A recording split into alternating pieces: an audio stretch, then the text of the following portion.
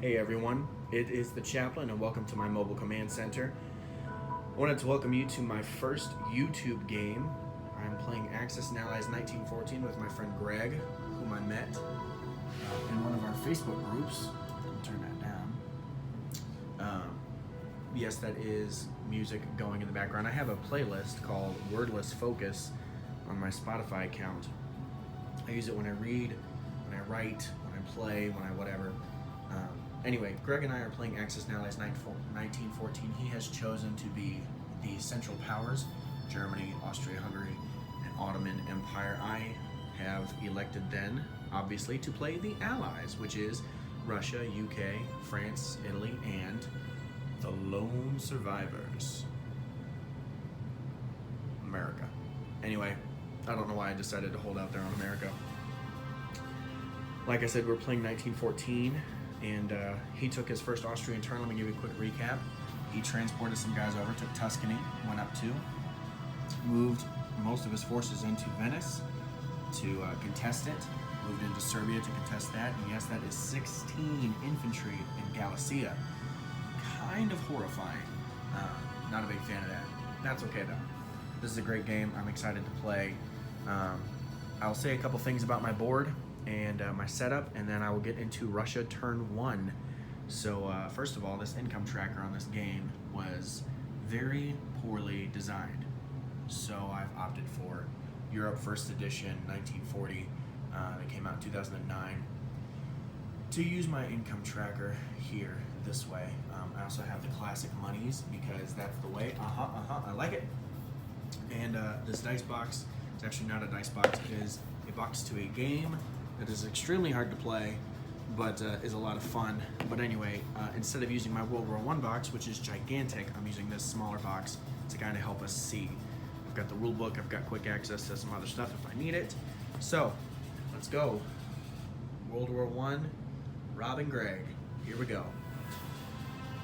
Russia is purchasing for 10 IPCs and artillery and a plane, and then with my remaining 15, I'm buying a cruiser and 2 infantry. Russia actually has 0 combat moves unless you count retreating a combat move, but I can't do that until I do this. Let's look at Sevastopol. I'm going to move 1 infantry into Romania, which will activate 5 infantry and an artillery, and because it's necessary for me,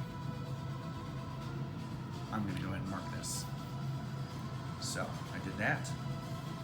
I'm moving my infantry from Kazakhstan over to Tatarstan, yeah, comrade. I'm moving my artillery from Tatarstan into Sevastopol, as well as my 3 infantry. There we go. Now I am retreating this infantry into Romania and ceding Serbia to Austro-Hungarians. And because I don't like to lose track of my money, I'm going to go ahead and do this now. Russia will be up from its original 1, 2, 3. And Austria-Hungary is now up 4 from its original to 30 because they took Tuscany.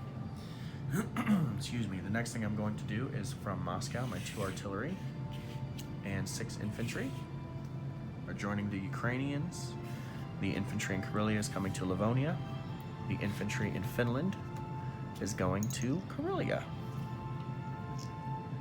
Then I've got my Livonian forces of 3 infantry and 2 artillery going into Poland, as well as my Belarusians coming in, 6 infantry and 2 artillery. Those are all of my moves. Let me place my new units. Moscow is getting the infantry and the artillery and the plane. And the cruiser is joining the battleship up here. Quick recap. After I collect my money, I get 28. I love this song, and it's called Scotland from the BBC Scottish Symphony Orchestra. Alright, so I collected 28 because I have Romania. In C-Zone 21, I have 2 cruisers. Kazakhstan is empty. Tatarstan has a lone infantryman. There are 3 artillery and 1, 2, 3, 4, 5 infantry in Sevastopol. There are 5, 6, 7 infantry and an artillery in Romania, 4 artillery and 12 infantry in Ukraine. Moscow has 2 infantry and artillery and a plane. Finland is empty. Karelia 1, Livonia 1, battleship and cruiser in 12. Belarus is empty. I have 5, 10, 11, 12, 13, 14, 15 infantry and 6 artillery in Poland. That is Russia turn 1. That's it. This is the chaplain. I'll be praying for you.